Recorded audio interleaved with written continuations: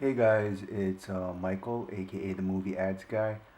Um, so I know the picture's really blurry right now, but um, this may be like a little foreshadowing of things to come, cause somewhere along the way, probably sooner than later, maybe in the next week or so, I'm transferring this show 100% to Anchor. I figured it would be easier for me to put something like this in podcast form. And I haven't been doing this in a long time because like it takes a while to get things in visual form. And if I'm using a podcast format like Anchor, I could probably record my thoughts at any time, at any moment, and keep a consistent schedule. And obviously, I haven't been keeping a consistent schedule because this is the first video I made in maybe like a few months. So yeah, uh, I'll let you guys know sooner than later when when I'll be on Anchor, and yeah, hopefully you guys still follow me. So yeah, for now let's just get right into it. So I wanted to make a video a few weeks ago about Spider-Man because they had that whole issue with Spider-Man leaving the MCU, and there was that whole debate of whether it was Sony's fault or Disney's fault. But now I'm happy I didn't make that video because Spider-Man is now back in the MCU, at least for one more movie. To like say goodbye before he, more than likely ends up in one of the multiverses that Doctor Strange discovers. Yeah, I didn't think they were gonna do the multiverse with the MCU. I thought they were gonna leave that completely for Sony for the animated universe. But looks like they're starting to introduce the multiverse.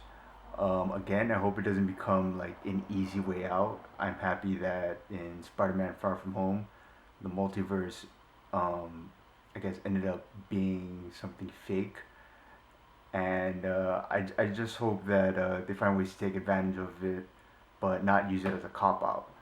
Like once you introduce the multiverse, there's many ways you can bring in people like, like the X Men, Fantastic Four.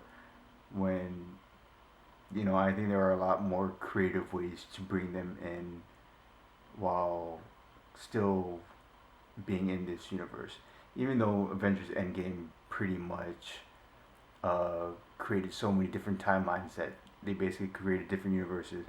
I just hope that Marvel continues to challenge themselves and challenges the audience by introducing certain aspects in ways that they don't expect. So now that Spider-Man is back in the MCU for at least one more movie, uh, what could this movie be about? Um, it's obviously going to be a goodbye. It shouldn't be the death of Spider-Man. Um, it could be because, of course, the Sony version of Tom Holland would still exist. The version that's eventually going to end up fighting Tom Hardy and Venom and Jared Leto and Morbius. Because chances are he's not coming back to DC for Suicide Squad or any future movies. Um, Even though I didn't think he did a bad job, he didn't do a bad job. He actually did a pretty good job with what he was given. Um, yeah. Uh, so I think can't really think of anything. So I think at this point I'll say just leave whatever your ideas are in the comments below. How do you think they're gonna say goodbye to Spider-Man in the MCU? And how do you think that there's gonna be like a character to replace Spider-Man ever? Oh yeah, and that too. This may be a little bit of a an unpopular opinion, but I'm glad that they're sending off Spider-Man's involvement in the MCU with one more movie, because now they have a chance to give him a proper send-off, end his story correctly, uh, and basically they have, how do I put this? They have the ability to close out like the version of Spider-Man that like most people like, while still opening the door for more Spider-Man possibilities. Let's put it this way. Sony wants to have a Spider-Man universe with Tom Holland. Now you can have the Sony Spider-Man universe and the MCU happening in conjunction with each other, and also because of that, Sony doesn't need to wait for Disney's approval to continue to make movies in the Spider-Man universe. Whereas if Spider-Man stuck around for more than three movies, there may have been a possibility that he would end up either a side character, or his movies wouldn't be on top priority. And right now, um, Disney is basically in the process of trying to curate the characters they just acquired from Fox, which are their biggest characters, some of their biggest characters like X-Men and Fantastic Four.